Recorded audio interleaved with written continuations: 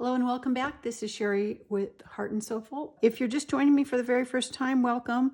I'm currently working on a series of French journals, and this is episode, I don't even know, I want to say 18, something like that.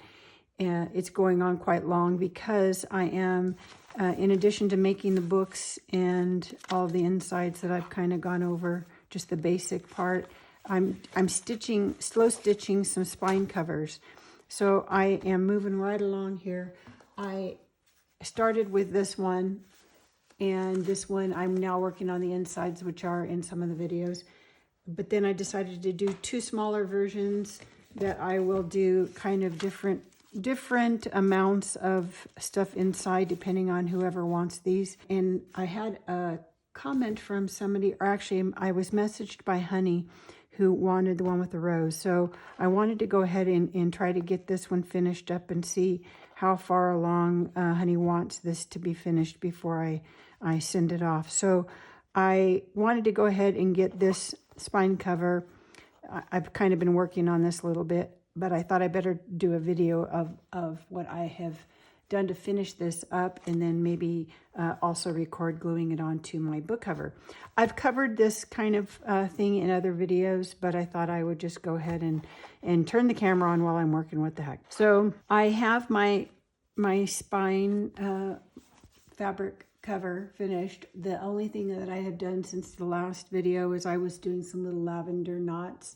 So I did that, and then I added just a little brighter green color just to kind of bring in a little more color than what was in this kind of muted background. And then I added some of the same color over here. And then I just put a little flower because that's going to kind of be in the center here. Sometimes I add other embellishments, buttons and that kind of thing, but I wasn't going to do that on this one. So I did just added the little clear beads just to kind of finish it off. So that finishes off this one.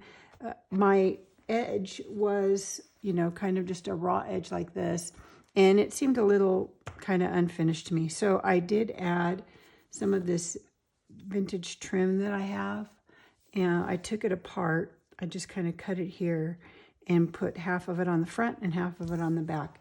For the half on the front, I did go ahead and stitch it with a really messy kind of like edging stitch here, if you could see that.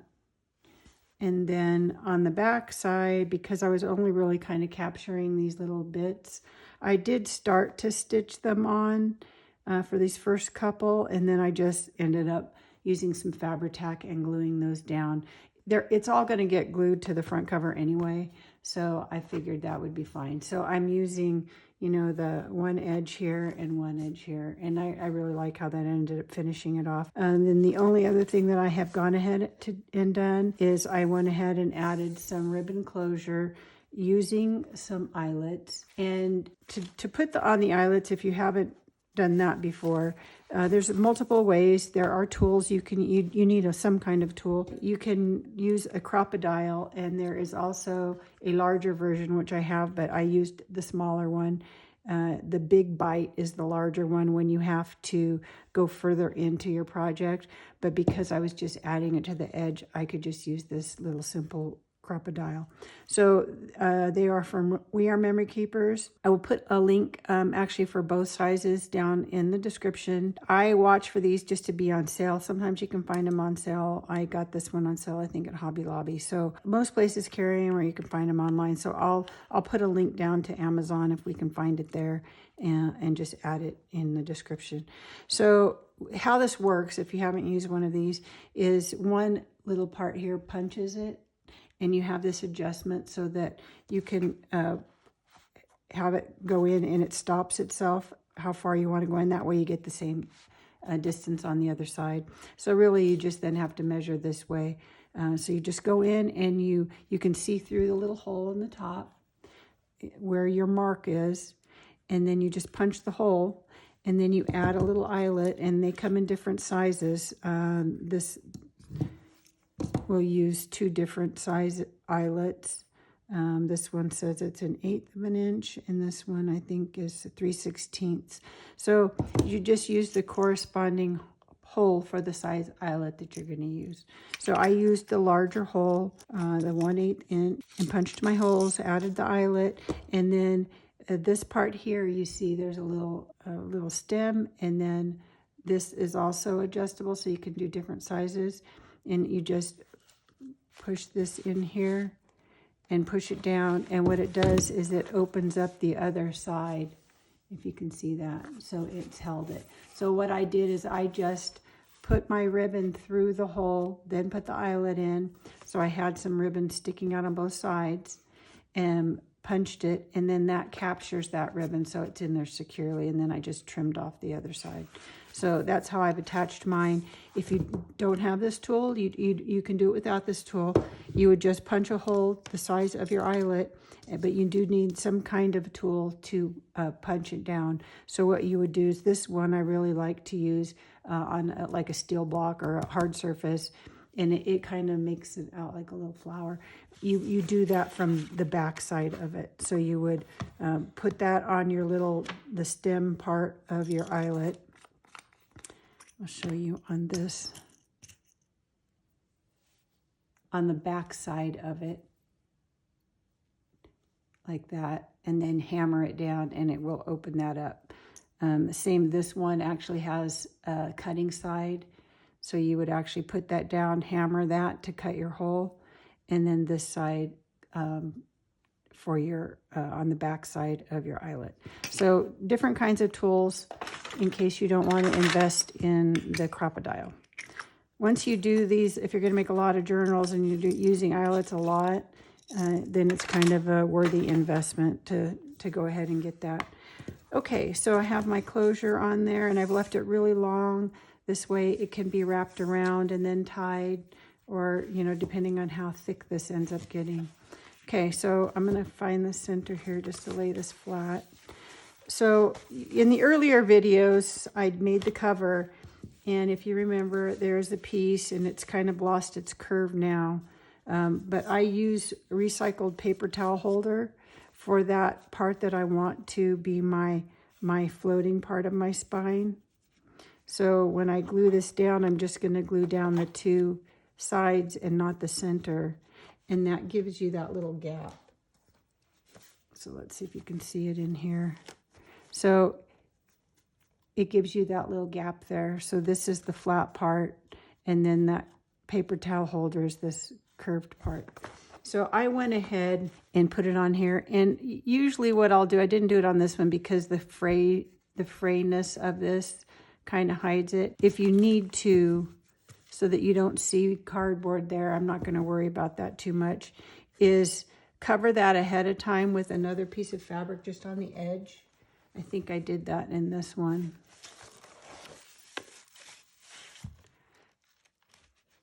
So that it has the blue fabric that's the cover.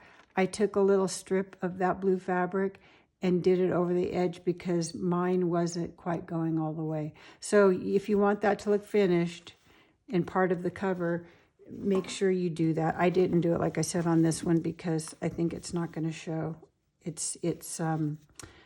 My slow stitching piece was tall enough. Okay, so I went and just to save time, and I wasn't sure I was going to turn the camera on for this, I went ahead and glued this down to my fabric. So you just find the center and then attach it to your fabric. So now all I want to do is glue those front and back parts of the fabric to my journal.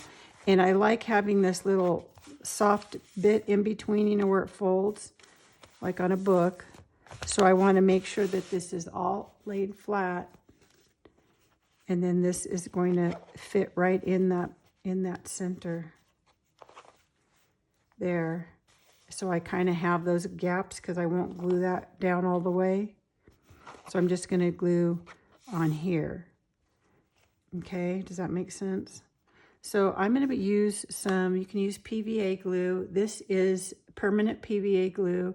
This one's pH neutral for bookbinding. You don't have to use that, but this is just going to make it archival.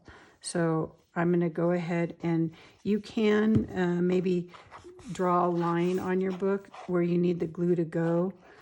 So I kind of am going to eyeball this, get a pencil maybe and make a little bit of a mark for myself so that I don't spread the glue too far. And I'm just going to kind of make some little marks there. You won't be able to see these, but I can see them. So I can kind of see my little marks. So I'm just going to, there. Okay, so you want a fair amount of glue. And then I'm going to use a silicone spreader to spread that around and just get it nice and even. If I can see my marks are right kind of here. I don't want to go further than that. And just get a nice even coat. And I just have a little baby wipe here handy just to clean up any mess. So I'm going to find that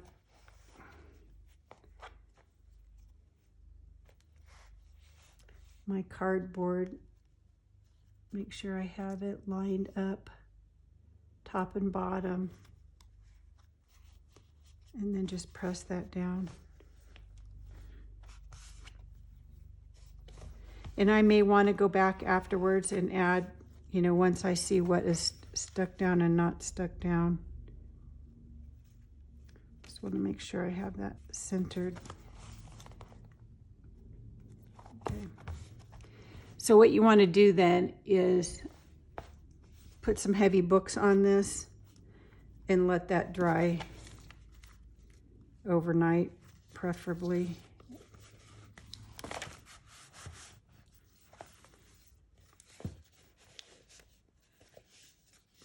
Okay, but I have one side and then I just need to do the other side.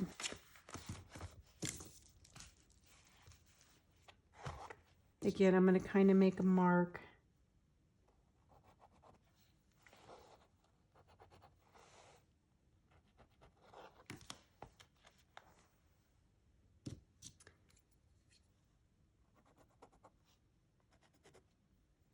Those where I can see them a little better.